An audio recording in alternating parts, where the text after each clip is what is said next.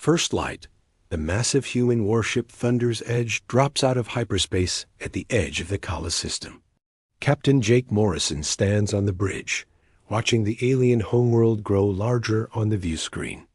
This is humanity's first official contact with another species. The ship is enormous, 5 miles long, bristling with weapons that could crack planets. But the humans come in peace, carrying gifts and treaties. They have no idea that their small diplomatic vessel is larger than most alien battle fleets. On the planet below, alien sensors scream warnings. The Kali people have never seen anything like this metal monster. Their defense coordinator, Vex, stares at readings that make no sense. This single ship has more firepower than their entire civilization. News spreads across the galaxy through quantum networks. Other alien species receive the sensor data and fall silent. The peaceful traders, the warrior clans, the ancient empires, all recognize the same terrifying truth. A new power has entered their space, and it's beyond anything they've ever imagined. The Thunder's Edge begins broadcasting friendship messages in broken alien languages. Captain Morrison wants to make a good first impression. He has no idea that every alien fleet in the sector is already fleeing toward the outer rim. Asterisk. Lost in translation. The Kali government meets in emergency session. Their leader, High Speaker Knox, reviews the data with growing horror. The human ship's greeting pulse nearly overloaded their capital shields. What the humans meant is a friendly sensor sweep registered as a weapons lock. Captain Morrison grows frustrated. Every time they try to communicate, the aliens seem to panic. His communications officer, Lieutenant Beck, reports that alien ships are jumping away before they can even finish their greeting. The captain assumes they're shy or have strict protocols. On the galactic network, wild theories spread. Some aliens think the humans are testing their defenses. Others believe this is the advance scout for an invasion fleet. The peaceful Roku species begins evacuating their border worlds. The militaristic Dran Empire recalls all ships to defend their core systems. Dr. Emma Wells, the ship's xenobiologist, notices something odd in the alien responses.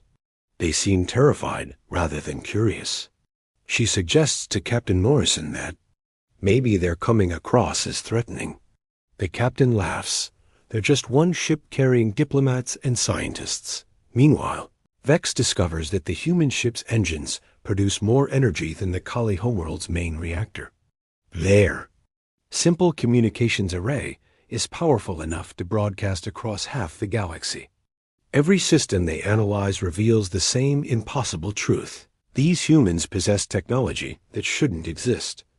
The first direct communication attempt goes horribly wrong when the humans try to demonstrate their defensive capabilities with a small weapons test on an empty asteroid. The resulting explosion can be seen from orbit and measures on the Richter scale of 3 nearby planets. Scales of power. Dr. Wells finally cracks the alien mathematics and realizes the horrible truth. She runs to Captain Morrison with translations of alien broadcasts. The galaxy sees them as an unstoppable war machine. Their diplomatic vessel outguns entire star systems. The captain calls a meeting with his senior staff. Commander Ross, the ship's tactical officer, pulls up comparative data. Their escort fighters are larger than alien capital ships. Their light defensive guns could level cities.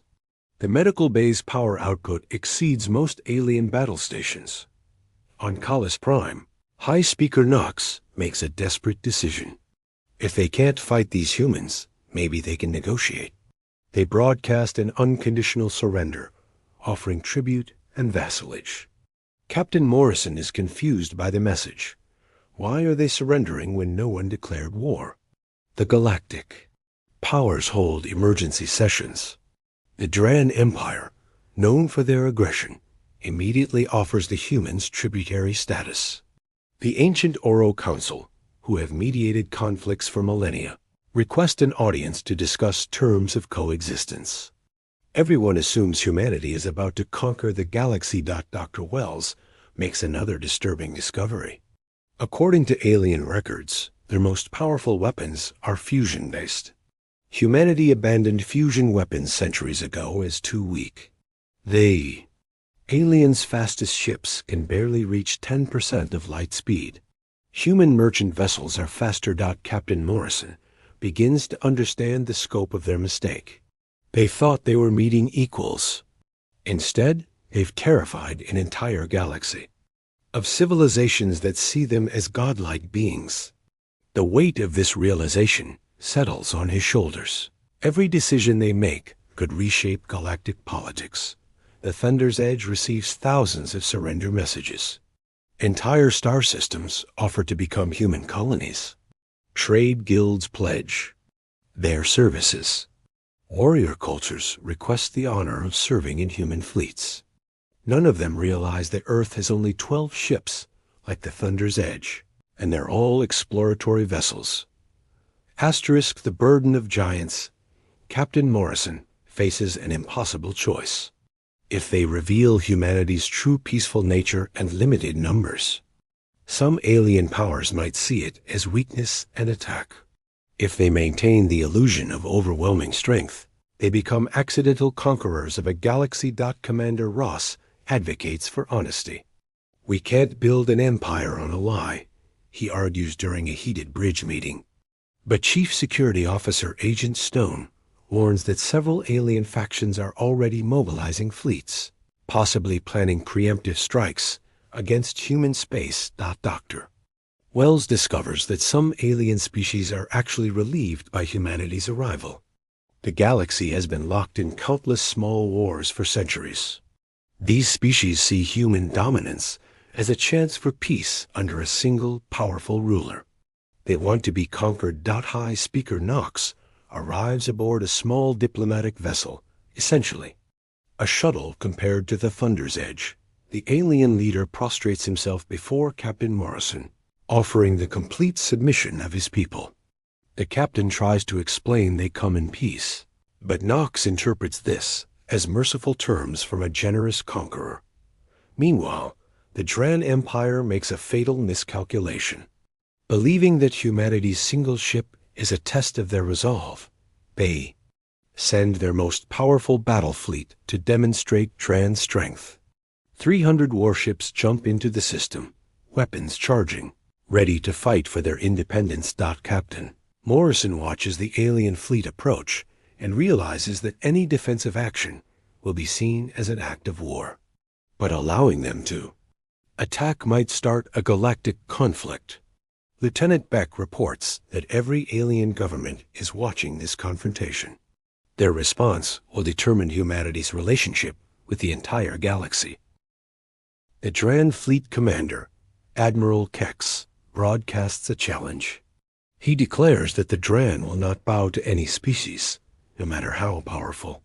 His ships spread into attack formation, their weapons trained on the Thunder's Edge.